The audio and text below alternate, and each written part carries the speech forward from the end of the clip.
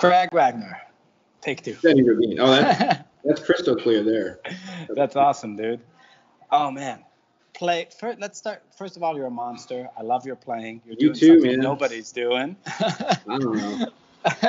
Well, I mean, it's incredible. Can you play us like a little bit of like some sort of standard or like something, whatever you want?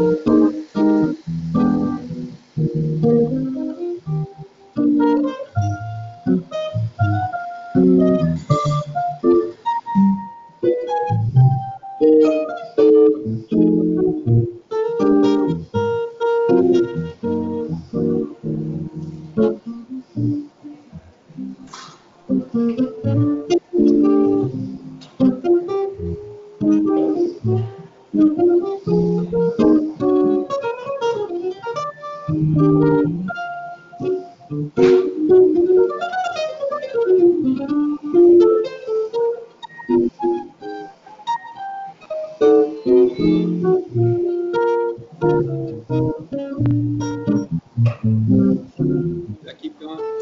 Yeah.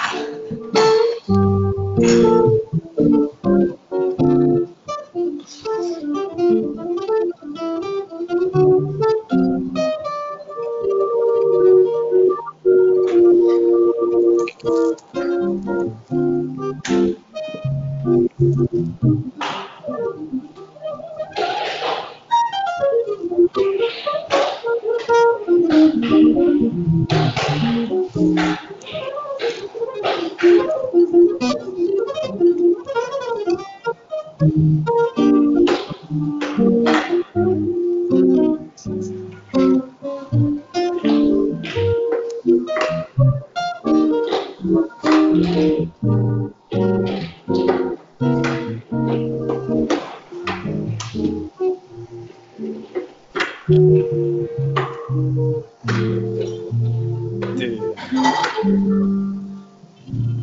Craig, the shred is so strong with me. I mean, you were shredding so hard that I literally screamed when I said that keep going. I screamed yeah in a coffee shop, and everybody looked at me. It was amazing. Like on an iPad, I'm just like yeah. So that means a lot coming from you, brother. Thanks, man. Man, no, you're the man. So let's talk about your right hand. So show the people like you have a thumb pick. Thumb pick. Like, I use these, because you can kind of still. I'm such a dumbass. I keep showing it to my little thumbnail. You could still kind of flat pick. This is basically, I used to make these myself, but now those Fred Kelly makes these picks. They're basically a Jazz 3, connected to like just a thumb pick band, So I can still like strum with it and do the the gypsy jazz kind of thing or the Freddie Green thing. Or I have like a Freddie Green kind of gig, kind of thing. I can still do that and it doesn't get in the way. The blade on a regular thumb pick is a little problematic for that stuff. It's very long and very thin. It's very long. It puts your fingers really far away from that, unless you have nails, to balance that out. Because I think like maybe Lenny Bro played that way because he used pretty much just the nail touch the string. And that's the person that really comes to mind listening to you. And yeah, Lenny was definitely a hero. He and like Ted Green and Ed Bickert, guys like that. But then there wasn't as much of a linear element to some of the stuff a lot of my fingerstyle heroes did. And because all my favorite players were like, these just aggressive shredder, some of the acoustic, like Paco, where it was like John McLaughlin and the Shakti era, especially. And Guitar Trio probably too. It's like that. Yes, obviously the Guitar Trio stuff. And, that kind of thing and just the stuff that just, really hits you hard in terms of the linear ferocity and just the attack too. Because, I mean, it's easy to be kind of pretty all the time, playing fingerstyle. It's kind of its nature. But, I always felt a little frustrated by, the volume and the attack and the perhaps hostility, that needed to come out in terms of the lines sometimes with, just the flesh in my fingers or just the nail. And, you get your nails right, and then they're good for a set, and then as far as playing steel strings especially.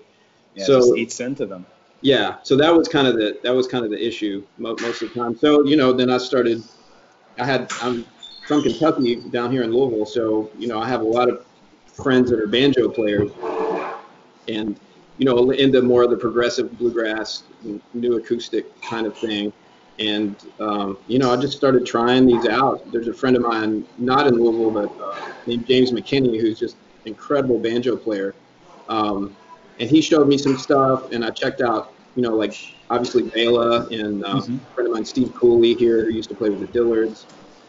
And grown up a little around bluegrass, although I was always on the, kind of on the outside of that style, because I always had my foot in one thing and never like truly centered in one style. But I was definitely around it a lot, and I appreciated it a lot, and really dug on all the flat pickers, and really that sound was always really with me all the time. No matter what I did, I couldn't. No matter how much I turned up the polytone, I couldn't dial out the twang. It's in there.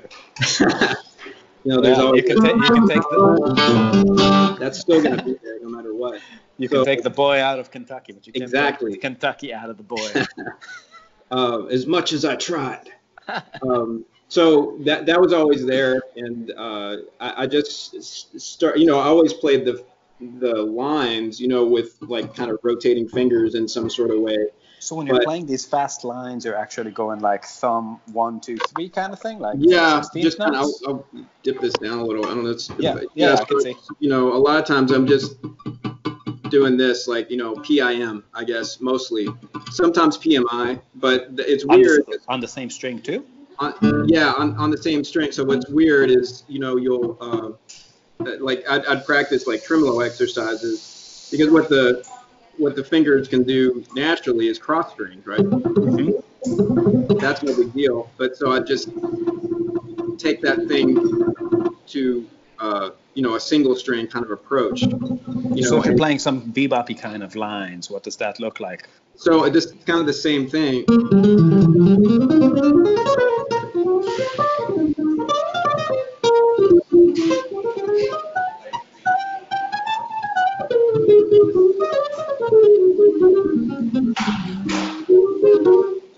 Ooh, that's very satisfying to watch. Can you keep going for a minute?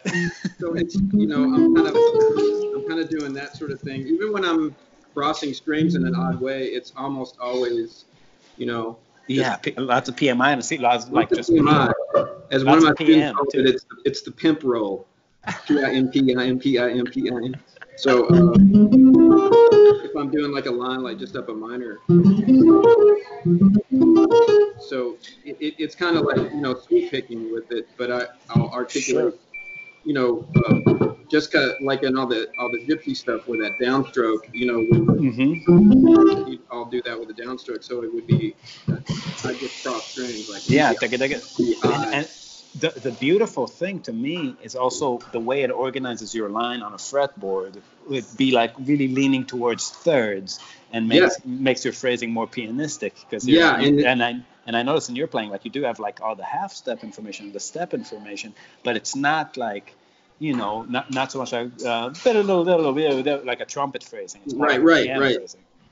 Yeah, so I mean, because now the string crossing isn't an issue, so I can just pick across those kind of things that I probably would have slurred before, playing with a pick. So you have little minor triad type of deals, and you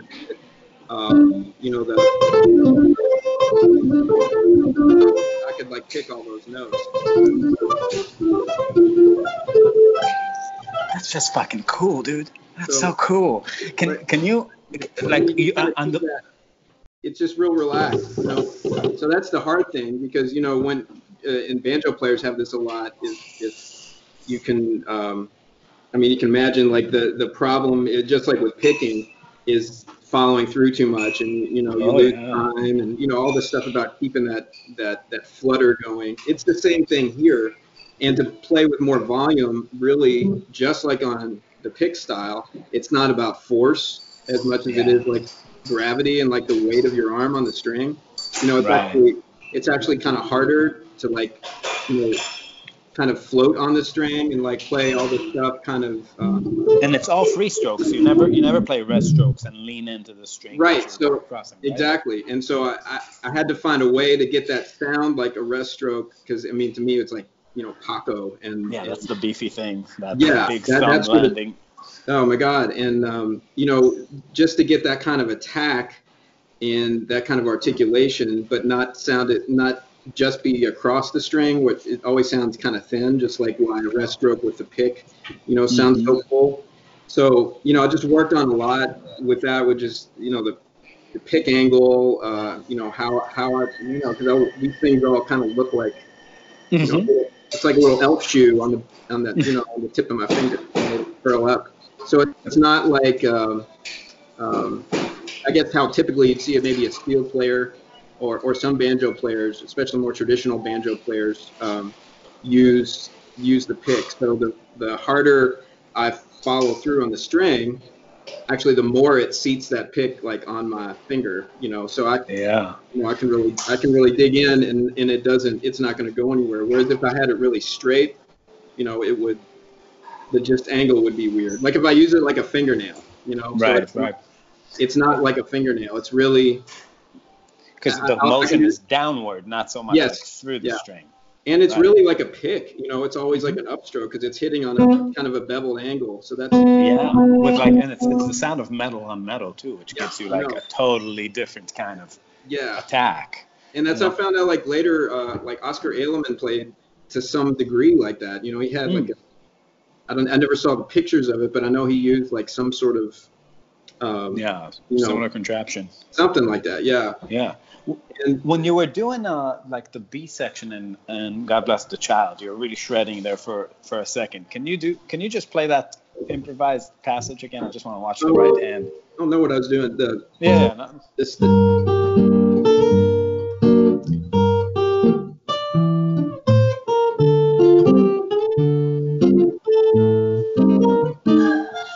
I went to like the tremolo thing. Yeah, the tremolo thing. Yeah, so you know, so like that's just like flamenco and like classical guitar. So I'll cross strings a lot. Let's see. Oh, turn this. So thumb will go, and this happens in banjo a lot. Like thumb will go on the and top. Then participate in the tremolo, like a lot. So I'll have basically 2 ways of doing that. Or I'll do like, I guess, kind of a 6-couplet, or I'll do you know, which would be like that kind of thing, I guess.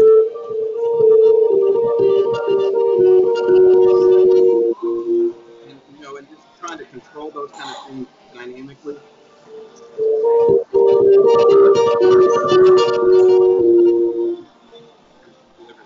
Gorgeous.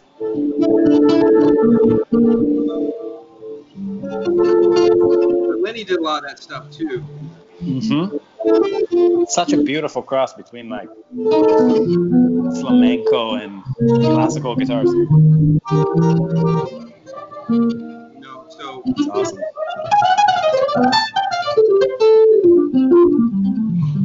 I just love the attack you're getting, and also like the way that like how the thumb kind of hits a different area than your fingers. It kind of adds this dynamic to the line.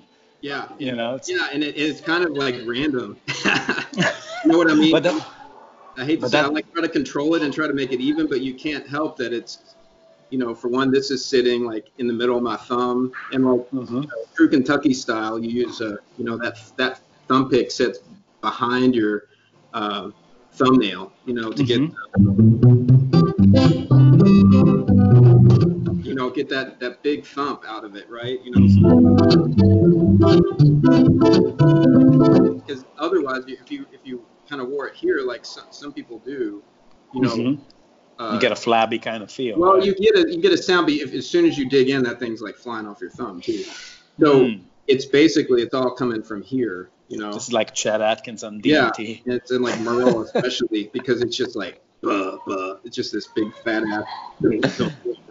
But it's coming from the large joint, just like it would in classical. Yeah. When the flamenco guys are doing all those things just with their Well, it thumb. seems to me when Paco's playing, there's a lot of it's very similar to Django in the sense that there's a lot of rotation of the wrist involved, and especially on the strumming patterns. But even the rest strokes, they're not so much like thumb sideways like that. They're more like really turning that whole bone. Yes. So it's weird. It's like kind of pivoting a little, and but largely it's just this kind of thing, like a fluttery kind of deal, Yeah. And it just takes a while to get to, and this is what I do when I'm playing like on my Strat or something, where I don't have to, it does me a disservice to dig in that hard, Right. You gotta keep everything. It'll lighten up a lot, and it's like a lot more of a fluttery kind of technique. Yeah, just kind of like a lot. Yeah, that's something that's hard to articulate to people, like the real difference between acoustic technique and electric technique, especially if you're playing with gain or something. Man, especially with gain. I mean, it's really a not different instrument. I it mean, really doesn't do you any favors. Well, yeah, that's the thing that blows me away with your flexibility on those two, man. How you shred totally on all the Django stuff and acoustically. Because I know I've played with you several times live, and it's damn, you get some like just hella volume, just acoustically, and you just know how to strike it. But then you get on the Strat, and you're playing with all the high gain and the control and articulation you have there. People don't understand how, in some ways, harder I think that is to control, because of all the muting involved and all of the, I don't know, it's just a lighter touch that you have to have. That's so funny. It's funny cool to say go that. Back and forth between those two styles. I think on this feed, I have in the background. Thing, if I spend too much time on one, I'll like deliberately make myself. I'll deliberately make myself do a gig and bring the wrong guitar to kind of maintain that. Yeah. To maintain it and make sure I don't have a safety, like oh fuck, I didn't bring my Strat. I got to do this real loud ass gig on this guitar, and I got to really play with some projection, or just the opposite. I'll play like a standards gig on my Strat, and it's just like it's set up like a Maserati, and it's got like it's got the high gain, but it's just two different worlds. Yeah, it totally is. So it's like a keyboard player, playing with a B3 and then go into acoustic piano, or it's important to try to maintain those polarities stylistically, I think. Yeah, that's absolutely true. On this feed, I had a lot of like some authentic gypsy players, actually like Gizmo Graff, and then I had like Henry Aker, which is like a 14-year-old kid, just shreds. Oh, I saw that. Incredible. Yeah, and a lot of guys like that, when they try to describe their technique, they always say it's just natural to me. Like they don't know what they're doing. It's natural to me. And I was thinking about it, that for me, when I can explain everything about gypsy picking, because I learned it so late in life that I learned it in an organized way. But when I talk about my fusion playing and my picking there, it's natural to me. That's how I started playing. So the light touch, like for me, the whole transition into picking and playing an acoustic instrument was just this weird thing of recognizing that the way if I just picked up your Buscarino or something and I tried to play lines on it, it would sound like ants running on a fretboard. No sound would come out. Just I produce zero sound. Yeah. And with a loud amp, it's all you need. Yeah. And that is so hard to do, to maintain that control, because it's kind of easy to use, force and create that sound. It's kind of counterintuitive to develop that kind of light touch with it at the same time. So I've just always admired that about your playing, because thank you. Just shift back and forth between those seamlessly. Well, I appreciate it, but this is about you, man. Yeah, no, man, but I'm just saying it like ties together in that same way, because I think one thing that serves this style particularly that I'm doing is where I've gotten a lot from playing just on the electric guitar, and to, I guess, weed out all the unnecessary tension in my right hand that I would, that I might use if I'm trying to play with too much force. Sure. And to actually lighten up. And that instrument you're playing specifically is really, to me, the in between what, like a gypsy guitar where you're really digging in, and an electric guitar where you're barely touching it. Like here, like everything needs to be right medium, because you are playing with a pickup, you are playing through an amp, but you need to get a strong acoustic kind of center. Absolutely. Yeah. So, that's kind of what was going on with this guitar when I had it designed. Was to have that sort of thing, have the wood combinations. So it was a little different than an arch top, because it's still, acoustically, that's not plugged in. It's still pretty loud, and it has that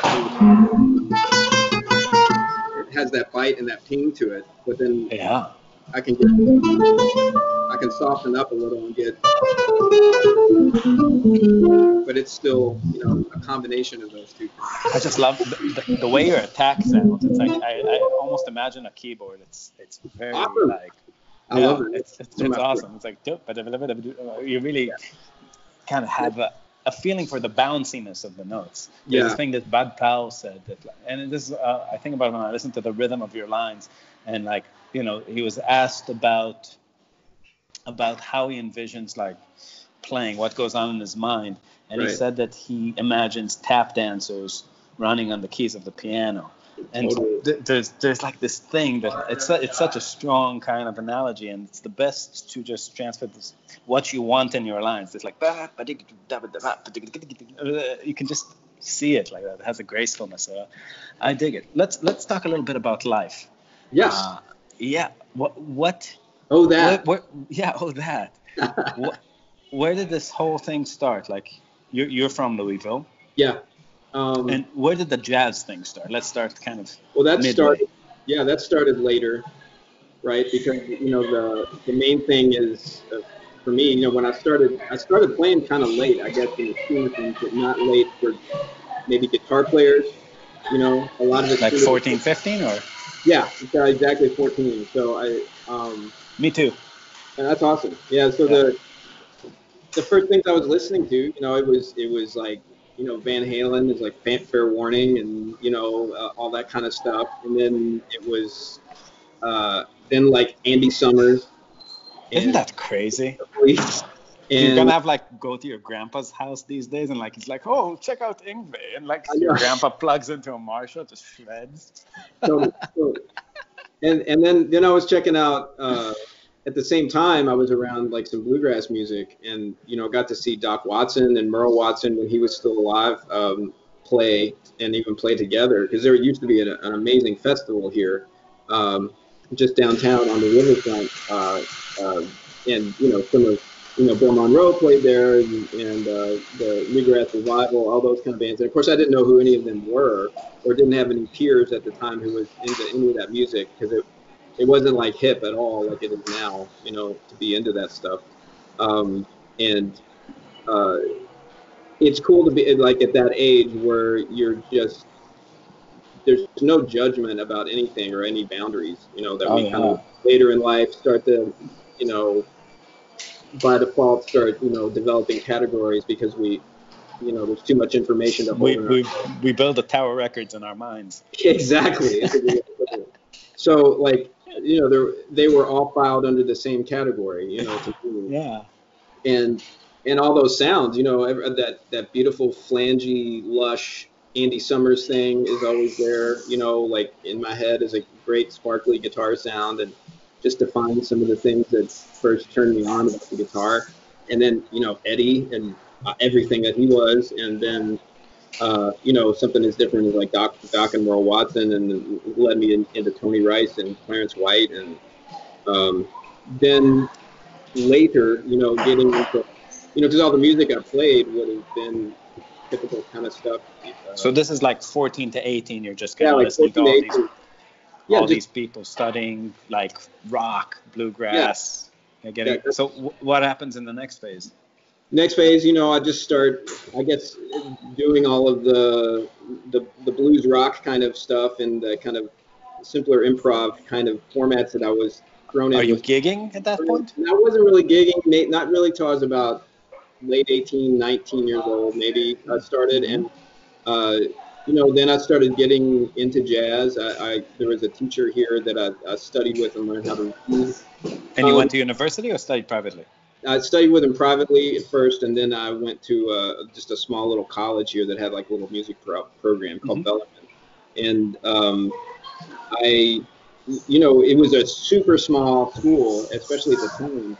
And it was cool for me because, I was really self-motivated. So I had kind of free reign of the resources and their attention. And literally, I'd just sit there. I grew up with CDs, but it was still at that time easier to just do everything on cassette. I'd take all his old CDs. Record. Office, and I'd just like, oh, here's this Jim Hall record. I'm going to record this. Oh, here's Bruce Foreman. Who's that? Here's, I'm going to record this. And,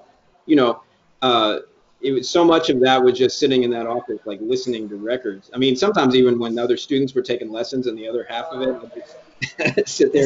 Isn't that the thing missing now? Like treating the music you study with like a resource. Like, oh my God, Scott Henderson. It's like, record. Jesus. Yeah. I'm gonna listen to that later. Yeah, exactly. So that's the way it was for me, and that actually worked well, I guess, for me than a more structured, bigger, certainly kind of like name school would have been. I think for me at the time, and especially my personality now, but especially my personality at the time, I think I just was able to kind of develop at my own pace without a lot of judgment. There wasn't a lot of creative competition maybe around there in that sense, which would have been kind of cool, but I did have friends that played other instruments that I fell in with. I'm talking like kind of on guitar, because there weren't like really many music majors there at all. But it was a great resource in terms of my guitar instructor. It was very old school, very, take the Levitt book, learn how to read, that kind of thing, and just kind of drudge my way through that stuff. And and then got turned on to like more solo guitar playing and like Lenny Bro. Yeah, like Lenny Bro. Pass. Yeah, that came actually later from a backwards influence of getting into, doing all the jazz stuff and then getting back into more acoustic music later, which I'd kind of dropped when I was studying jazz, Then I got back more into bluegrass. Then I started to play some at these festivals in Nashville at that Ted Atkins show that they do down there every year, and got way more into Jerry Reed and I would assume that would go very well for you. Yes, it was great. I learned so much and learned so many, met so many great people down there, and it got me more turned back on to, I was playing fingerstyle, but it was like the thumb style, and like hearing these guys get this kind of sound. This is what age? Early 20s, I guess. Early 20s. I was, I guess, just out of college and, gigging, and, I had my own trio. We had like an organ trio, and we played original music, but with that kind of organ trio format. I was still using the arch top. And we were listening to stuff like, just Chick Corea Electric Band, Matheny Group, all that kind of stuff. And, trying to do some music similar to that, I guess, in that vein with a more, pared down, organic sounding like organ trio,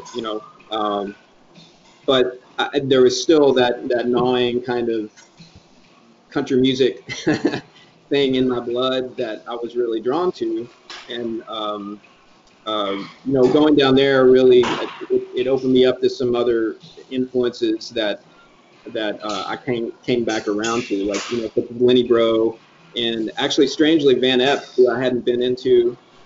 But getting into Lenny Bro turned me on to Van Epp's, the whole 7-string thing. Mm-hmm. And then I met John Buscarino, who's my great friend and guitar maker. Yeah, he makes those, right? Those are awesome. Yes, yeah, that's what this beautiful instrument that I just got is. Yeah, unbelievable. His baby. So I have about 4 of his guitars, and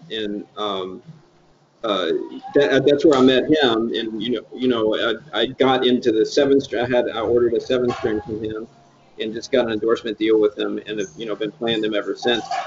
And so it was always weird. There's always this jazz thing going on, but then it was in the midst of all the, Windy and Warm and Cannonball Rag in the background, and it was fun though, because I was kind of I don't want to say an outsider on that, but I definitely didn't grow up playing the Chet thing. although Sure. I have great admiration for that, and especially all the Jerry Reed and Merle Travis stuff. Mm-hmm. Uh, and so discovering Lenny Bro at that time was like the perfect moment, the perfect player at the perfect moment to go, here's a guy Yeah. I totally relate to. And It's there's like, like a different path. It's yeah, summarizing all of yeah, even that. though he's a Canadian, it's like, here's this jazz redneck. I can totally relate to this dude, and Yeah. so, Exactly. yeah, and then he had that beautiful sound on I mean when he picked up a classical, it had that flamenco thing to it, and it had that bite. That was my favorite way of him playing, actually, when he would just be playing on that classical all the time.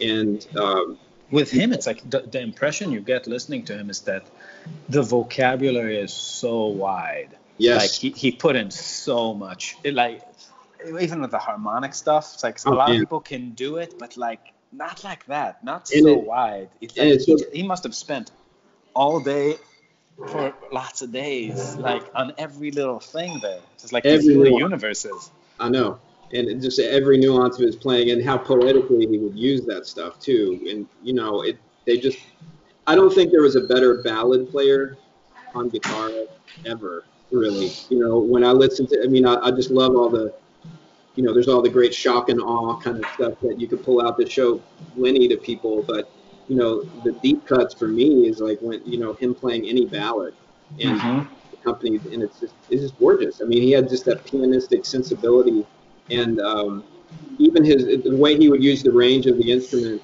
and Ed Bickert did that too, but the way he would split the range of the instrument, um, and and get that kind of unexplored area of the guitar, um, when he was playing melodies. Where most people wouldn't play a melody that high on the instrument, but he found Mm, ways of supporting it harmonically, uh, with still a lot of. Um, so that was all a revelation to me, right. and definitely a big impact. And There's a lot. There's something about like his kind people like, not to say there are people like him, but there's a certain kind of player that it's almost the thing I always felt about him is that he knew how to do too many things to put together a concise record.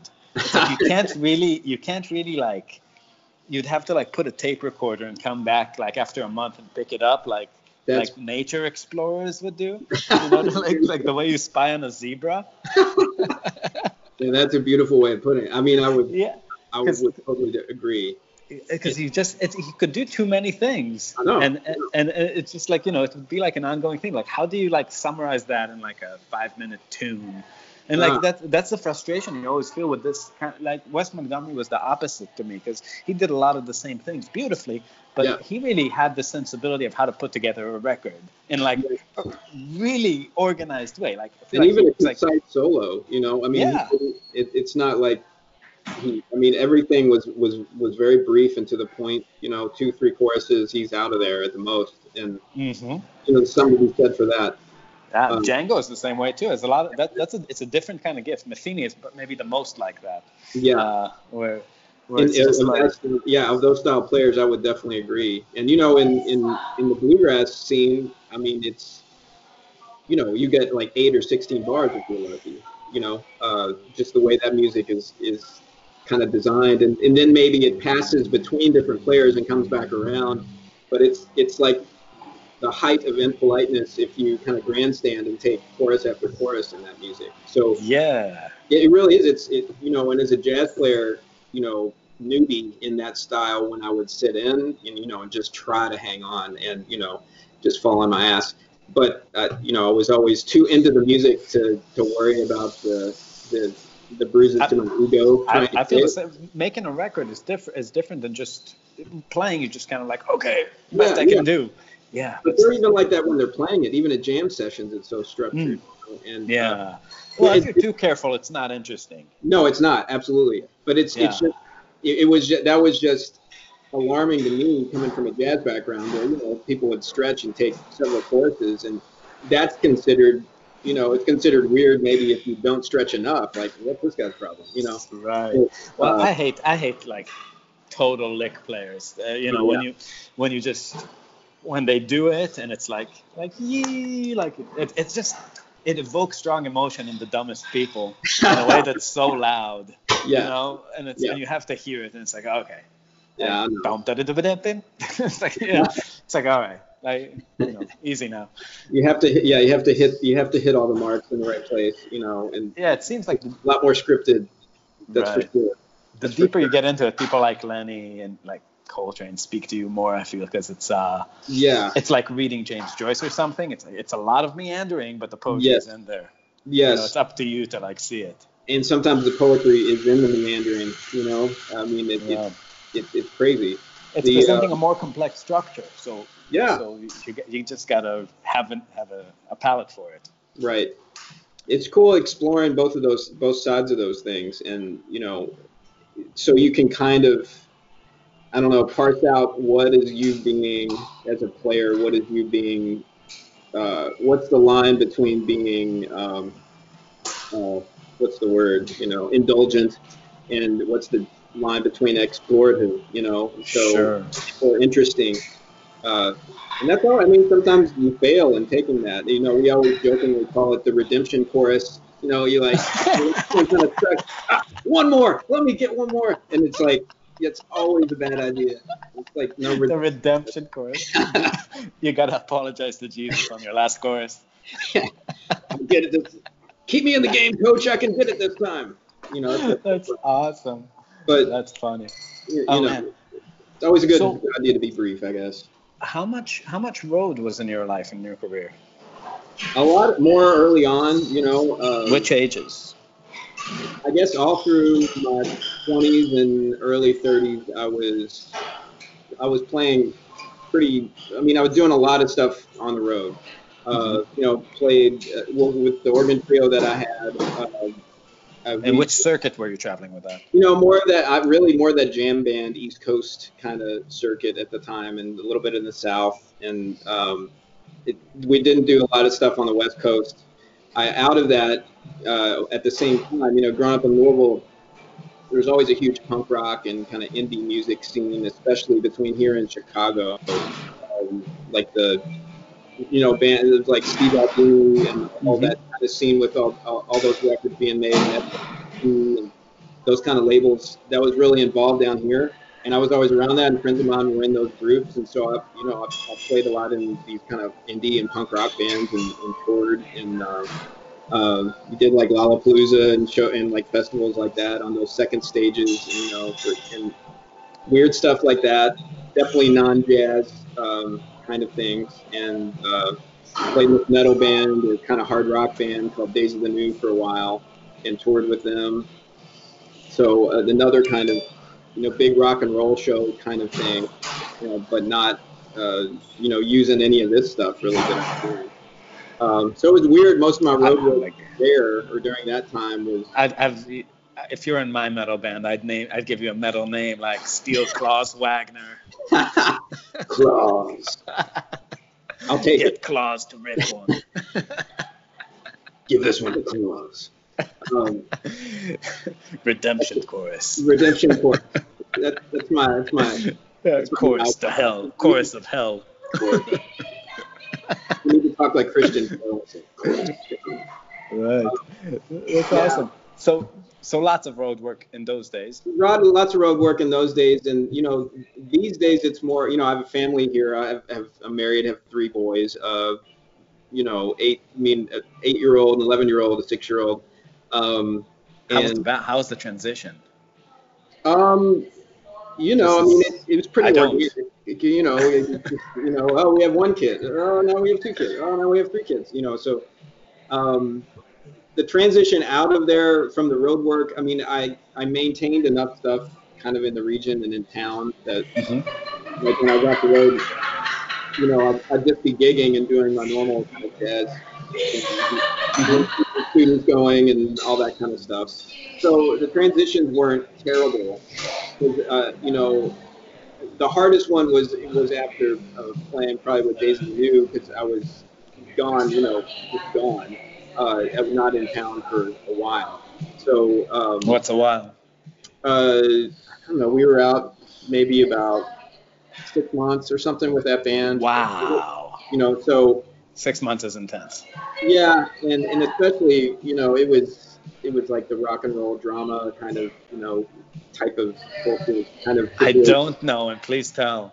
Just like every kind of bad cliche of rock and roll personalities. And it's funny, just my nature and being in that situation, and then thinking of, me now, and like how I would not have dealt with any of that, and how I dealt with it then, and put up with a lot of stuff. And it was just fun. I mean, you're touring around, and you're like, hey, this is my first gig with this band, and we're playing to 15,000 people, and I'm used to playing to like 30, Yeah. so it was really, that was strangely easy to do. And it was also, surprisingly awesome to play just some like, and like hear it echo off the back of some arena. And you're like, holy shit. Yeah. This is the dark side. This is kind of awesome. I mean, it was, Well, I mean, how bad do you have to play to make 15,000 people go home? yeah, pretty bad. Apparently pretty bad. There's a lot of confirmation bias in that situation. Yes, absolutely there is. So, that was just a strange situation, for quite a while. And like Rock and roll stories. Rock and roll stories. Tell me a story. I don't know. There are a The lot. worst one. They're all pretty bad. The worst one. The worst one? Yeah. No, I can't tell that one. Second worst one. Well, the second worst one, me and the lead singer got in a fist fight right outside of the club in Detroit, like right in front of the line that was queued up to get into the show. And he had substance problems, and he was. Did it make him sloppy as a fighter? He wasn't a good fighter. Oh, that's good. But it was he was saying some untoward things to my wife at the time, who is an ex-wife now, but at that time was not. And her and his girlfriend, who was a stripper, of course, was they were hanging out or something. They were trying, and he thought she was putting ideas into her head of being unfaithful and things like this, and she, he like was basically calling her and calling her out, and I was not having any of it, and we got in a fight outside of the club, and it was. Did you kick his ass? I laid him out. Unfortunately. Nice. Was it more like punching, grappling? What happened there? It was just one. I felt bad about it afterwards, but it was, we're both little scrappy guys, so it was all unfair. And he kind of bum rushed me, and it was not a good situation. But things like that happening all the time for a sustained period. It's a combination of the traveling and the drugs. It just brings out the best in people. Yeah, and it was. Mainly the drugs with him. So it was the drugs talking, so we'll give him a pass. Yeah, I can't imagine what it's like to be a singer on tour, like, in a rock context. It's like, you have like a nice voice, you don't really know what you're doing. Just people love you. You're just dressed up nice. Yeah, I mean, he had a real talent in terms of that, for that rock and roll kind of. I mean, he had a real Chris Cornell almost kind of thing. He was never pitchy. He had, he could sing really high and have a lot of like heft and stuff still to his voice. And, but, as he got older and more into that, just all his abuses and excesses, it kind of destroyed his career, unfortunately. But he did have a lot of talent. But it was, it was just weird. A lot of fables in this business. A lot of people taking strange turns. A lot of them are true, and it's it's a weird situation that's kind of I don't know. The craziest thing is when you're living when you're a peripheral character in somebody else's life who is like really a cautionary tale. In the moment, it's hilarious. A lot. Yeah, but I mean that's kind of what I mean. He was like the leader of the band, so Right. and he was also he was kind of in control of our destiny while we're on this tour. So, so And not the best guy to punch. no, oh, I mean, yeah, I mean, it was obvious that I mean, I quit. I like booked a flight home that night, and I quit. And then Oh, that was the end? Or they no, it got you wasn't the back? end. And then he asked me to come back, and I came back and finished the rest of the tour. And it was a little more stable after that whole thing. But uh, then there's weird fighting with his manager, and it's just, Yeah, yeah. these guys at that level have like three different handlers, and they're all siphoning money from him unbeknownst in different ways, and it was just a gross situation to be part of.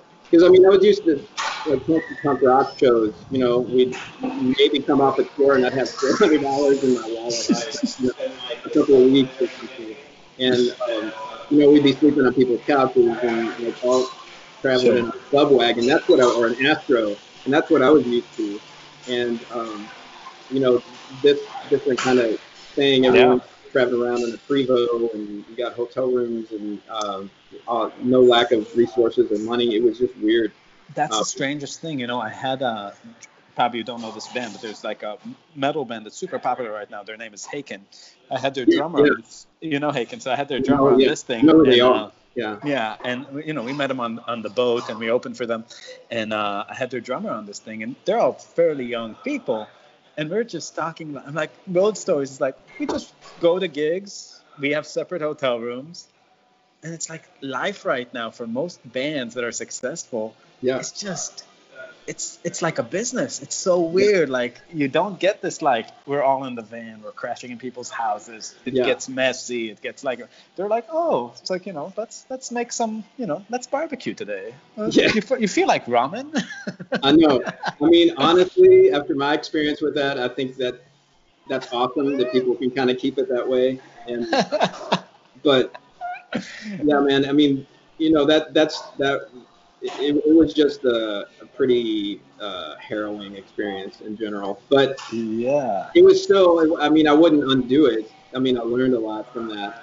I learned a lot about what I didn't want to do as a player, because I've always felt comfortable doing like sideman work, and I'm not judgy about what style I'm playing. If I'm into it, I'll put 110% into it. And it was a good crew of people, that we were touring with. It was just, the kind of personality, issues that honestly he couldn't control. In fairness to him, Sure. he was an addict. It was like he had a disease. Um, Yeah. it was really tough. So I mean, I kind of feel bad about that in retrospect. That I was just pissy about it, and we didn't really recognize signs and try to. But you're also stuck out on the road with someone who's Sure. crazy. Like making decisions for you. That Well, doesn't. a big life lesson is that you can't unpunch people. That is true. You cannot. And I wish I could, but it seemed to be the right. It was the right thing to do at the time. It seemed. Exactly. Exactly. Man, so after this whole experience, when do you get your academic? Because you teach at a university right now. Yeah, I've taught there for what I guess not long after I got off the road, really. I've been there since 2003, probably, I think. Wow. So it's a long time. Yeah, a long time. I've been Yeah. there before at U of L, and then So what percentage of students follow in your footsteps technically with the a thumb few pick? of them. I mean, there's some of them will get into that, and some of them will take some maybe a hybrid approach to it, at the same time. Um, like maybe not, obviously not using like the picks or something, Mm-hmm. but maybe using the thumb pick or doing some sort of similar thing.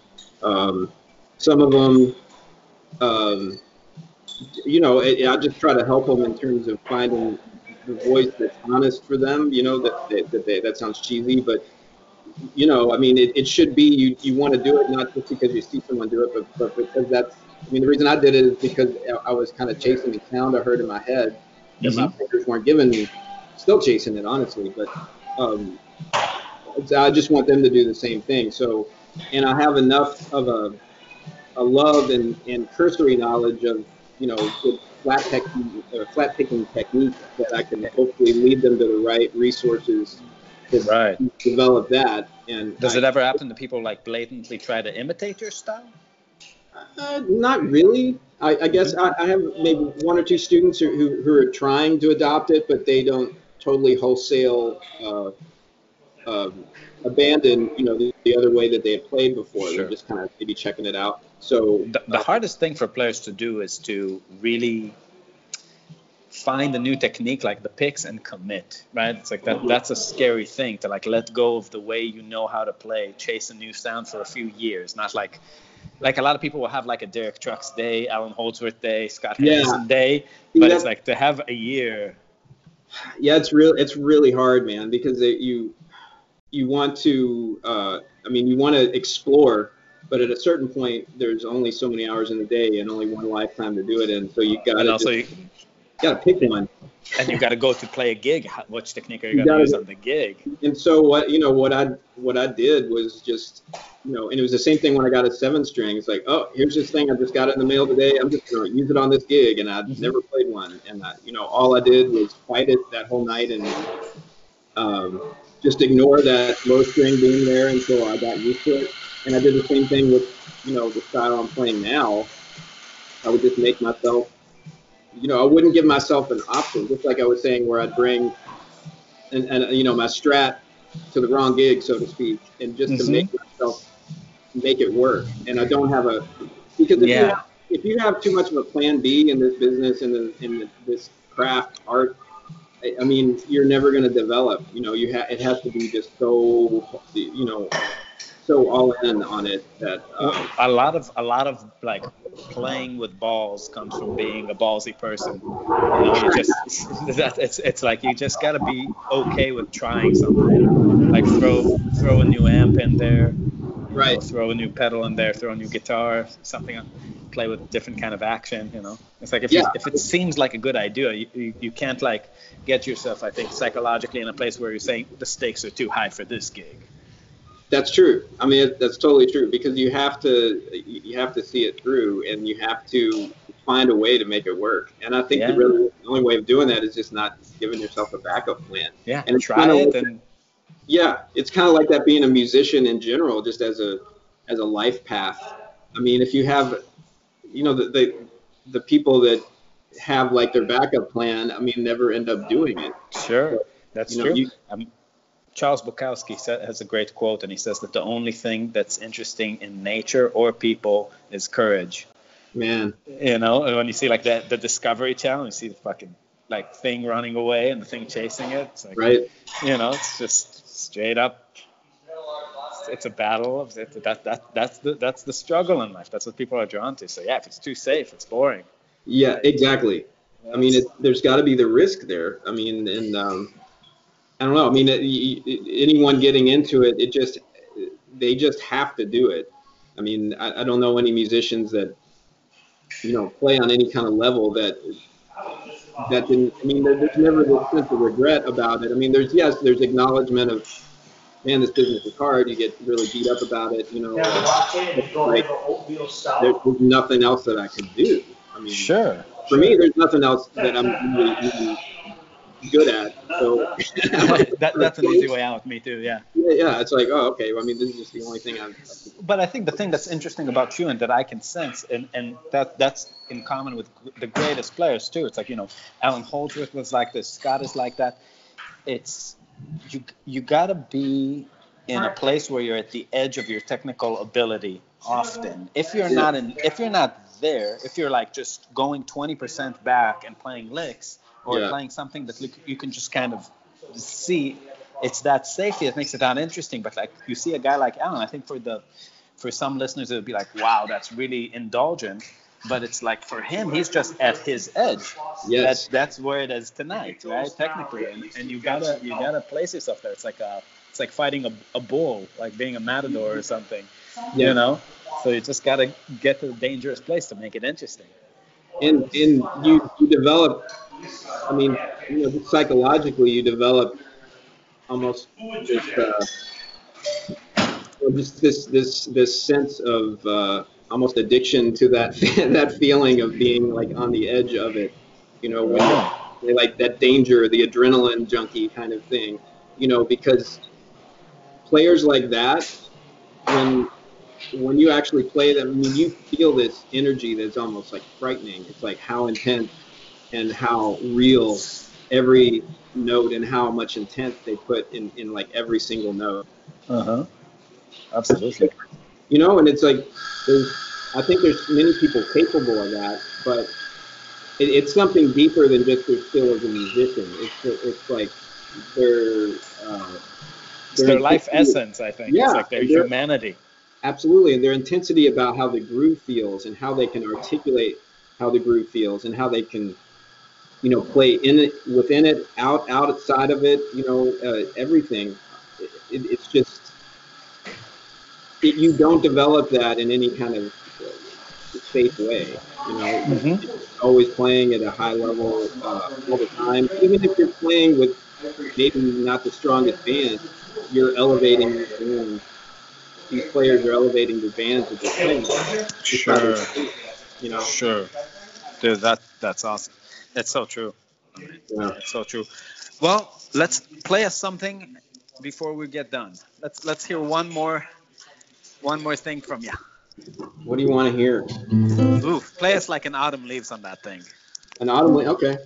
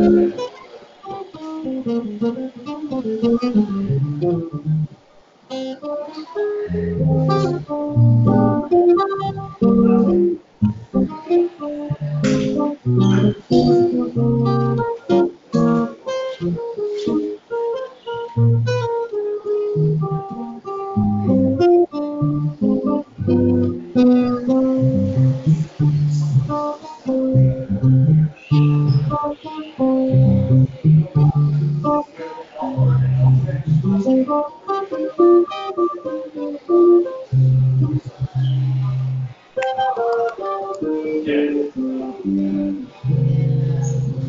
awesome, Craig.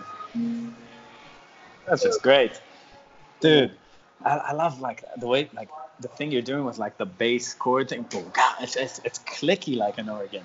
Oh, Like it really like you're playing lines and then so like again, the people there. A lot of times it's like stride that that I act offbeat. Like instead of if I'm playing it more straight, like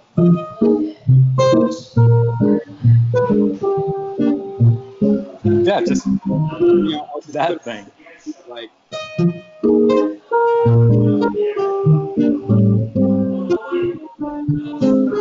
It fills it up so nicely. and it's cool thing, you don't have to kind of cover as much, It's a whole other thing. So because I do a lot where I maybe play, maybe I'll do it like as a backup. I do. Yeah.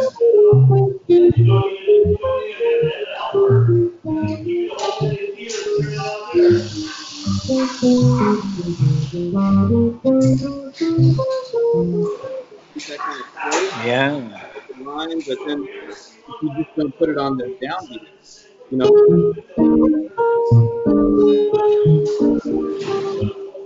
It's kind of the same technique.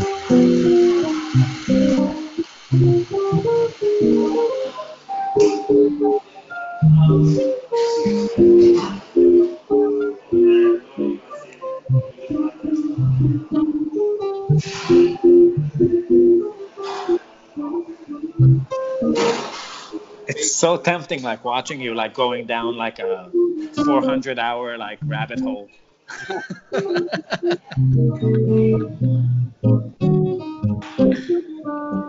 So I mean, there's a lot of stuff like that when you're playing solo, it can just alleviate the boredom a little. Yeah, and it's such a different approach to that thing.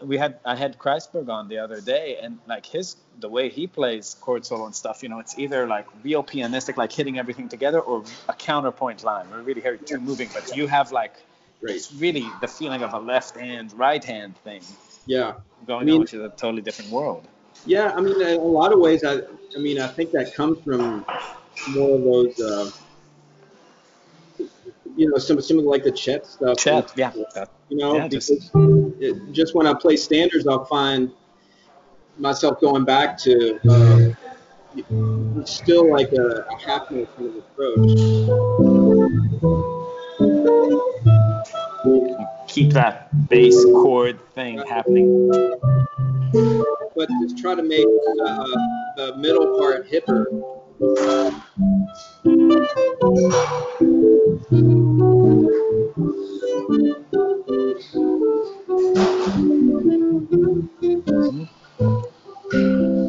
And you could even so just for the inner voicings, like grab something that has tensions in it, like right. So if I'm grabbing like an A minor, instead of right. So it's like the 9 and the flat third. Right. Yeah. Yeah. Maybe not getting the root note all the time on the 5 chords.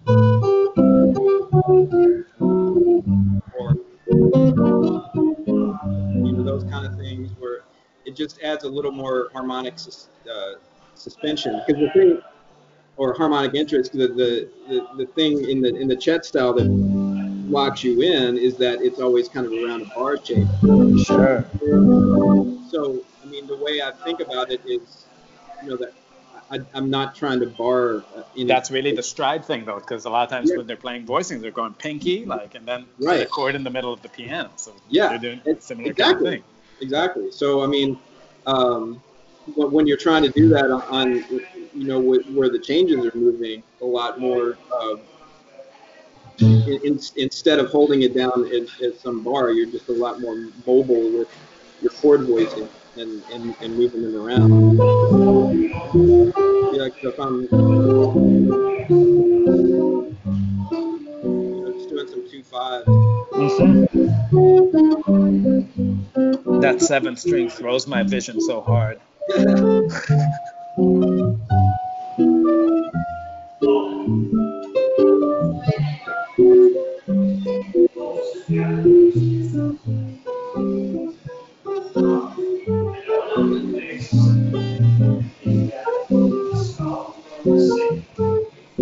It's absolutely sick.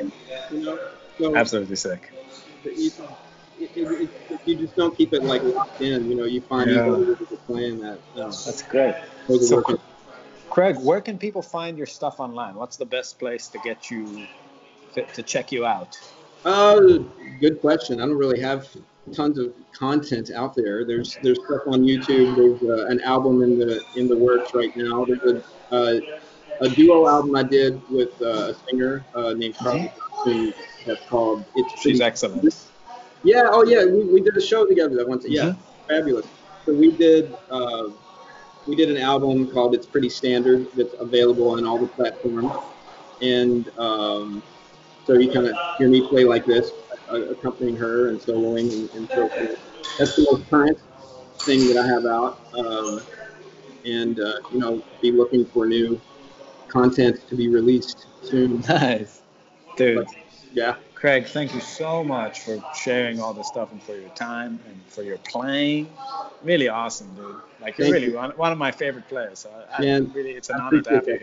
here. Thanks so much, Danny. Anytime, and I We'll do can't wait this to again. come back to Louisville. Hey, we'll see you. We'll see you in Louisville. All right, man.